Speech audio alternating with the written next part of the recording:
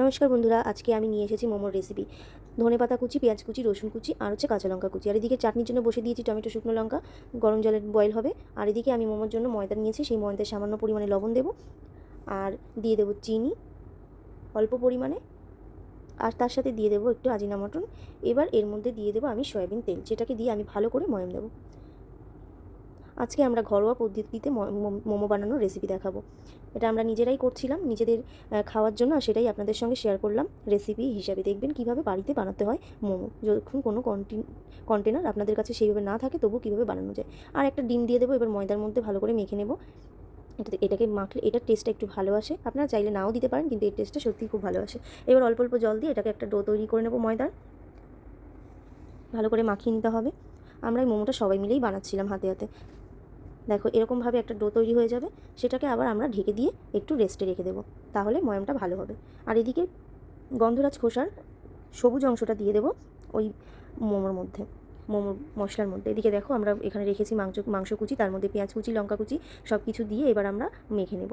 আদা বাটা, রসুন বাটা দিয়ে দিলাম, দিয়ে দেবো এর মধ্যে একটু গন্ধরাজ লেবুর রস খুব কম পরিমাণে, আর দিয়ে দেবো আজিনামটন, আর দিয়ে দেবো এর মধ্যে সয়াবিন তেল, সয়া সস।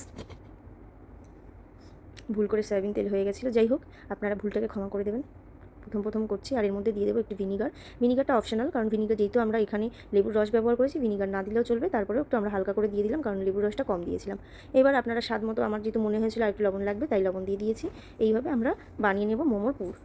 এটাকেও রেখে দেবো। আর এদিকে টমেটো সসের জন্য যে বয়েল করে রেখেছিলাম সেটাকে আমরা ভালো করে পেস্ট করে নেব। প্রথমে চামচ দিয়ে নিয়েছি, তারপরে আমি মিক্সি মেশিনে ওটাকে পেস্ট করে নিয়েছিলাম। এবার আমরা তেলের মধ্যে দিয়ে দেবো রসুন কুচি। এবার এটাকে লাল লাল করে ভাজতে হবে। দেখো ভালো করে ভাজা হলে, যতক্ষণ এটা লাল লাল করে হচ্ছে ততক্ষণ এটাকে ভাজতে থাকবো, একটু নেড়ে চেড়ে ভাজবো যাতে বেশি না পুড়ে যায়, সেই জন্য। এবার ভেজে নিয়ে এর মধ্যে বাকি যে আমার টমেটোর পেস্টটা করে নিয়েছিলাম সেটা দিয়ে দেবো। টমেটোর পেস্টটা দিয়ে এটাকে ভালো করে জাল দিতে হবে। আর এবার তার মধ্যে দিয়ে দেবো বাকি উপকরণ মধ্যে পরে স্বাদ মতো নুন আর একটু চিনি, আর দিয়ে দেবো সয়া সসটাও খুব পরিমাণে দেওয়া লাগবে না। আর এর মধ্যে দিয়ে দেবো একটু টমেটো কেচাপ। এই দিয়ে তৈরি হবে আজকে আমাদের সসটা। এটাকে ভালো করে জাল দেবো যতক্ষণ আর তেল উঠছে। দেখুন এই পর্যায় পর্যন্ত আমাদের তৈরি টমেটো সস। আর এদিকে আমরা বানিয়ে নিয়েছি মোমোটাও, মুড়ে নিয়েছি। দেখো সবাই নিজেরা যেহেতু মুড়েছি, আর এদিকে আমাদের মোমো তৈরি। মোমো যেহেতু প্রথমে বানানো হয়েছিল যেমন তেমন হয়েছিল, কিন্তু খেতে কিন্তু টেস্টি হয়েছিল। দেখো মোমো কীভাবে বসানো হয়েছে, হাঁড়ির মধ্যে জল ফুটছে, আর তার উপরে একটা ঝাঁঝরি গামলা বসিয়ে এবার তার মধ্যে দিয়ে আমরা